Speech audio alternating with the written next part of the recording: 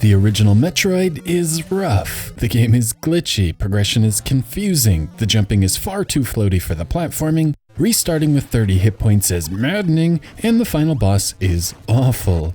However, there are some decent ideas. The power-ups at times complement each other, and parts of Zebes are gated off until a power-up is obtained. There are even clever moments with the Ice Beam. The foundation for a great game is here, but the execution found in the NES Classic is below average. 18 years later, and it seemed Nintendo was finally ready to revisit the iconic game and bring modern sensibilities to the aging title. Enter Metroid Zero Mission, a complete remake of the NES original, released on the venerable Game Boy Advance. The first thing that struck me with Zero Mission is the production value. Zero Mission opens with a cutscene rivaling the intensity of a modern film trailer. Seriously. However, Metroid's plot remains unchanged. Defeat the Metroid, destroy Mother Brain, that's it. Zero Mission is intriguing in how much respect it pays to the source material. I'm not sure how much freedom the team had, but they handicapped themselves with the overall layout of Zebes, item locations, and boss designs, and then used these limitations to challenge themselves creatively.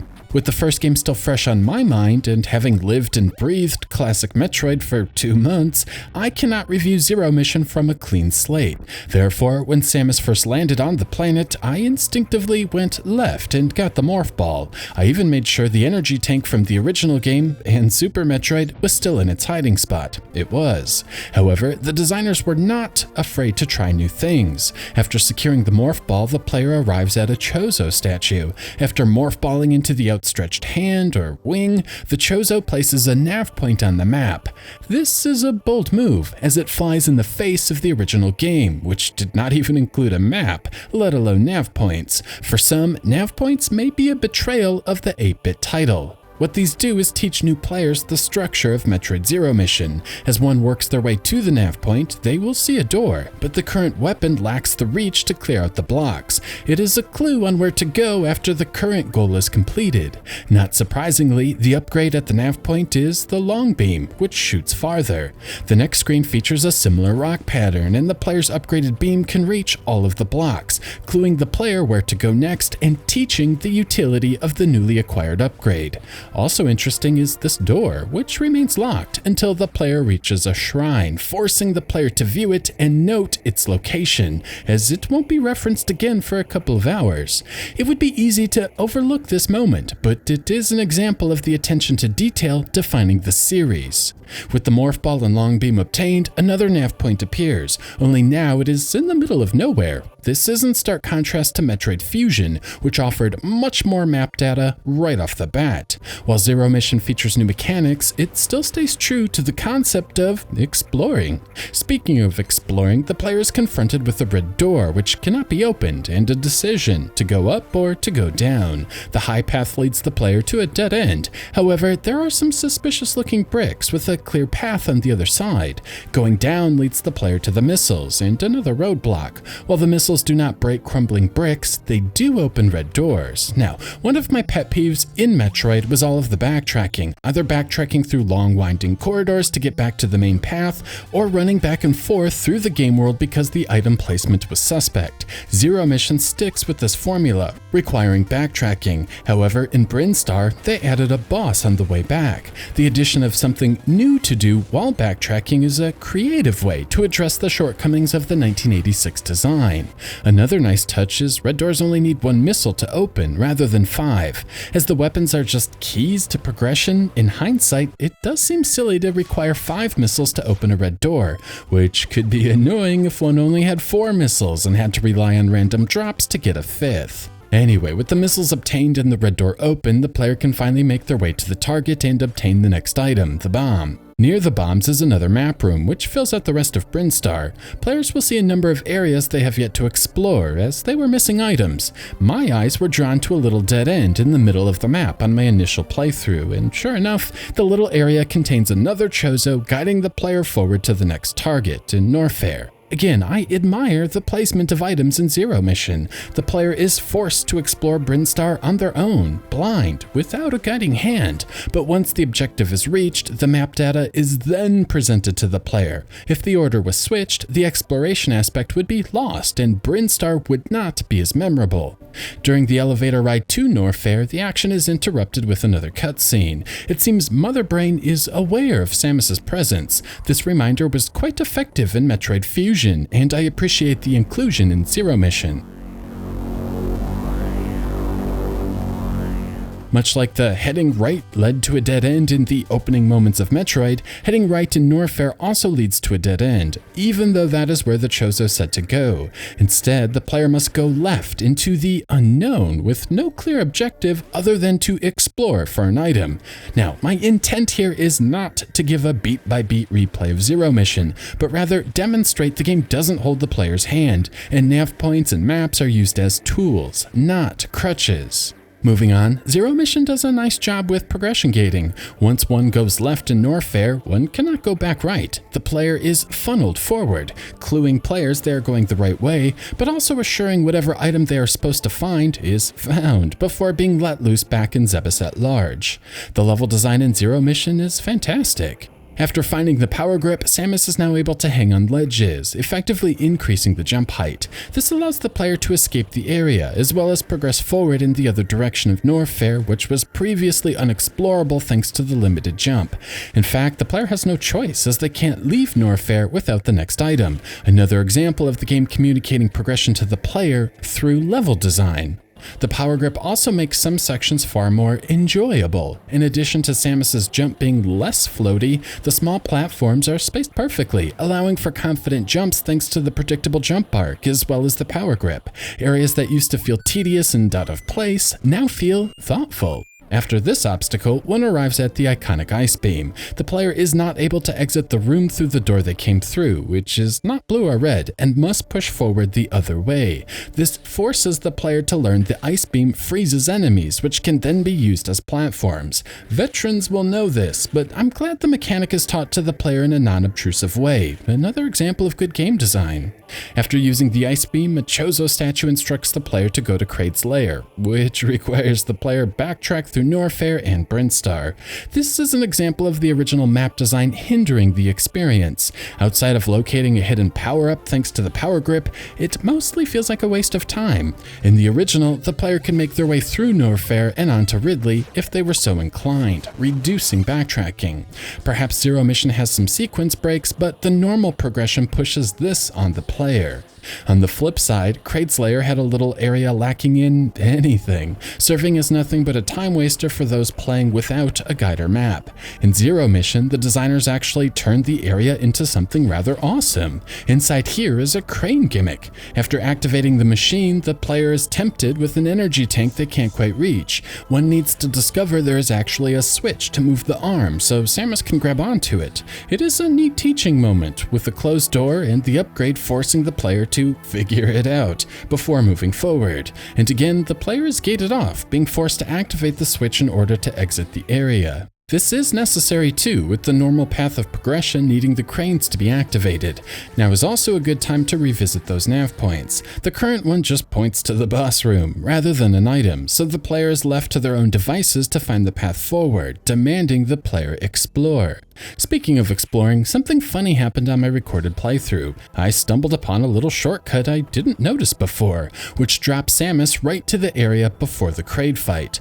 Other times, these little cracks are required for progression, and despite 2 playthroughs, I would occasionally run past them without noticing. Holding the player's hand, Zero Mission does not. Moving along is the Kraid fight itself, which follows the Super Metroid fight extremely closely, with Kraid being a massive beast rather than a small one. Unfortunately, it is even easier than the fight found in Super Metroid. Its arm attack lacks reach and doesn't need to be avoided, which is most disappointing, especially since the last fight was alright. Back in the crane area is a sub-boss. The player needs to dodge the boss's attack, quickly drop in behind it, change directions, and then fire off some shots into the weak point. It isn't hard by any stretch, but actually requires some dexterity and quick reactions. Kraid, on the other hand, does not. Defeating Kraid leads to the Speed Booster, an item not found in the original game. Like Fusion, Zero Mission does not contain a run button, and the Speed Booster is activated after running for a set period of time. While the Shine Spark returns, it generally isn't needed during normal gameplay, but the Speed Booster is used for progression gating. It is taught to the player immediately and alleviates one of my biggest grievances with the NES original: endlessly bombing the floor. But I'm getting ahead of myself. After exiting Kraid's lair, the entry crumbles, revealing a passageway. Inside is a Chozo statue offering navigation guidance, and Zero Mission returns to the formula from the beginning, and this is worth exploring further. Many love the original Metroid because of how open it was. After obtaining the missiles and bombs, most of Zebes was available to the player. Players who explored would eventually find the high jump boots, allowing the easiest access to the Varia suit. However, the location of these two items was haphazard and illogical. It amounted to a lot of back and forth to obtain two helpful power-ups, and there was no real progression to the exchange. And in Metroid Zero Mission, the location of these two items doesn't change. Instead of following the original game's open-world concepts, the designers went back to the Chozo statues to guide the player through the 1-2 punch item acquisition. It alleviates the problem of wandering around aimlessly, but doesn't alleviate the issue of zigzagging through the fortress. Though after getting the Varia suit, something clever does happen. Early in the game, players should notice a little bug climbs onto Samus. If enough climb onto Samus, she'll start taking damage, but in fewer numbers, they sort of just hitch a ride. In this scene, the player cannot destroy these obstacles, but the little bugs eat them. Well, putting 2 and 2 together, the player can access the next Chozo statue, offering another nav point. While a somewhat pointless addition, it is a decent puzzle and ease the pain of zigzagging around Brinstar. Also easing the pain of Brinstar is an awesome design touch after grabbing the Varia suit. The player is dropped into lava, and one should notice they don't take damage. This is a brilliant little communication moment and clearly demonstrates the utility of the upgrade.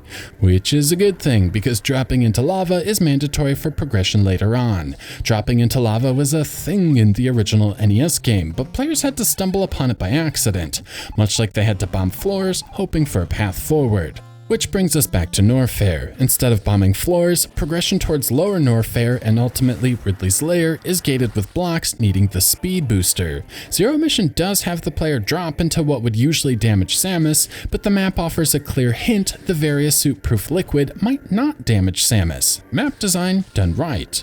Moving along, Zero Mission offers another sub-boss. The boss has a glowing stomach and can only be damaged with the wave beam, which penetrates walls, another form of progression gating, assuring players have obtained the power-up before moving on. Now understanding the weak point, the player is presented with a second worm. It actually took me a few minutes to figure out what to do on my initial playthrough, but the game offers Samus a safe place to stand where she won't take damage. Using projectiles, the worm slowly retreats. The second clue. Upon repeating a couple of times, it finally dawned on me what to do: lay bombs while the worm chases Samus. While the solution is obvious in hindsight, I absolutely love the way the entire sequence is presented. First showing the weak point, then the safe point on the screen, and finally showing the player how the worm retreats and chases. Without a doubt, this is the most creative and best boss encounter found in the classic games. The next worm encounter is actually thoughtful too. The player is forced to use missiles to clear certain vines, a clue for the next boss. Upon arriving to the next large worm, the player needs to identify the only thing they can do in this one-way room is to blast the vines with missiles. Not the most difficult thing in the world, but the fight is actually engaging thanks to setting up a platform with the ice beam to get into position. After solving the puzzle, the player is finally granted entry into Ridley's lair. And if I'm honest, there isn't much going on here. No clever design, no interesting gatekeeping, no engaging sub-bosses, nothing. Just a straightforward path to the game's penultimate baddie. And the Ridley fight remains a missile spam fest. This isn't a deal breaker or anything, but considering how underwhelming the Ridley fights are in the Metroid franchise, it is a shame the developers didn't attempt something more creative and engaging. Oh well, I guess. And with that, the player sees the statue from the opening moments of the game, fully lit up, giving a clue as to where to go next. Upon leaving Ridley's lair, the entrance again crumbles, leading to a new path through Norfair and the screw attack. Per usual, the screw attack is saved for the end of the game, as it is a fairly game-breaking attack, killing enemies in a single strike, achieving balance lacking in the original. With the path to Turian now available, there is just one thing left for the player to do: make their way through hordes of Metroids and finally reach Mother Brain. There isn't much new here. The player needs to freeze Metroids with the Ice Beam and then hit them with 5 missiles. I will say the Metroids don't stay frozen for long, adding even more tension to the encounters than the original, and they appear from the background, which can make their appearance surprising. The Mother Brain fight itself is okay. I did beat it on my first try for this playthrough, but as one can see, the encounter is quite sloppy.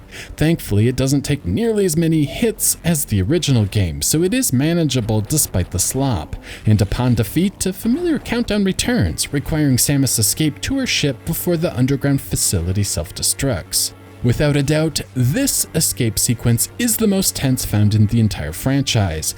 The collapsing platforms mean the player cannot get their bearings and time their next jump. One just has to get moving quickly. Next, Zero Mission likely surprised new players back in 2004. The mission is not over. Samus is ambushed and crashes back on Zebes near the space pirate mothership. Samus has no power suit either, just a pistol, which can temporarily freeze enemies, and only if it is fully charged. Metroid transitions from a Metroidvania into a side-scrolling stealth game.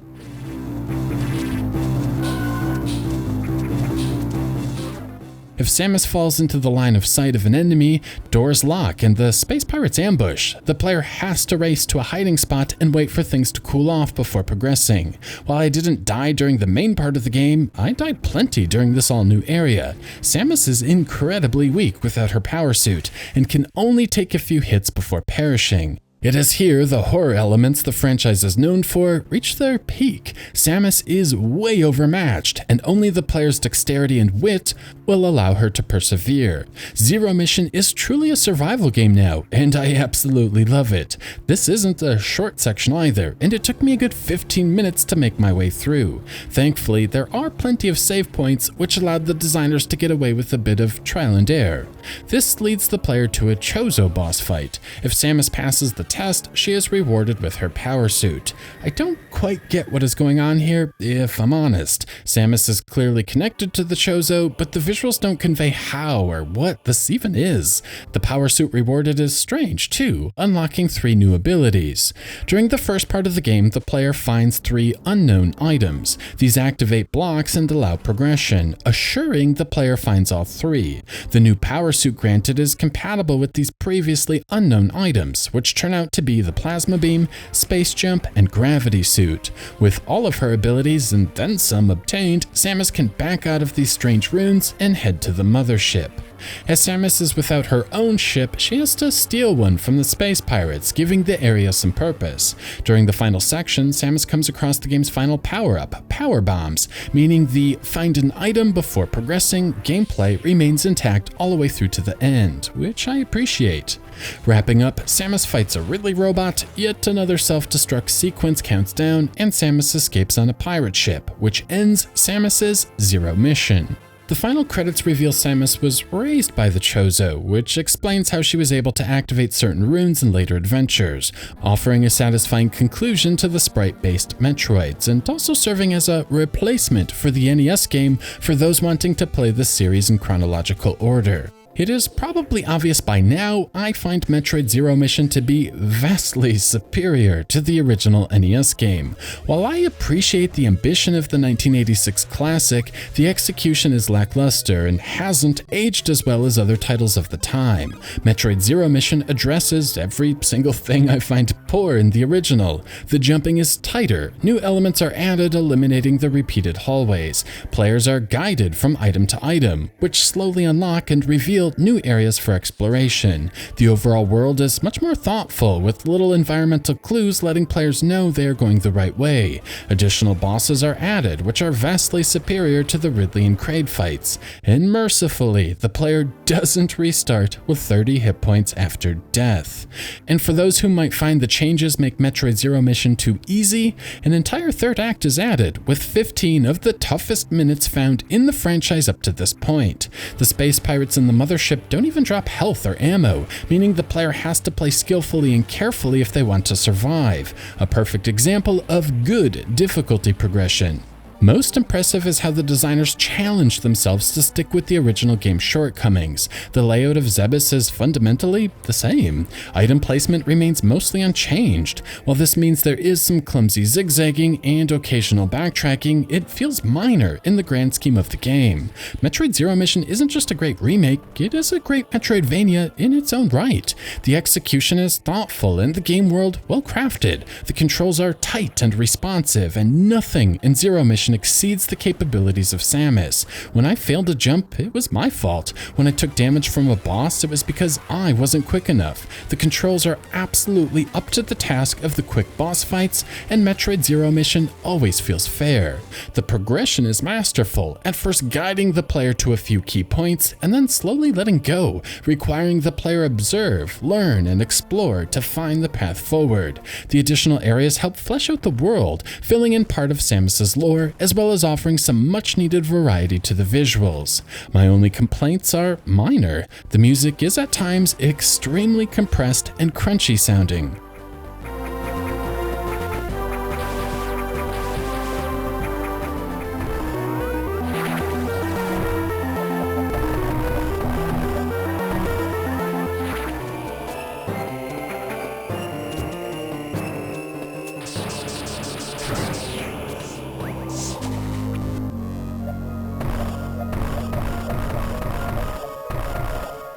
And the Kraid and Ridley fights remain anticlimactic. Considering the game goes to great lengths to present them with impressive cutscenes, they are disappointing, and the sub-bosses outclass them in every way.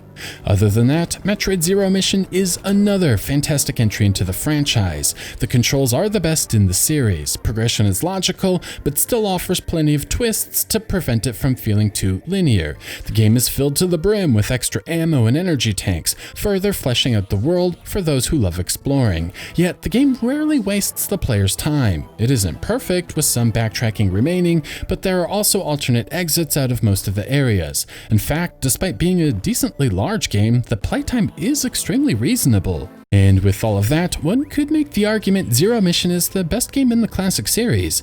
The game strikes the perfect balance of forcing the player to use their brain without being overly cryptic. None of the bosses made me want to chuck my controller. It just might be the most polished, best balanced, perfectly paced, tightest controlling, and most intense Metroid of them all.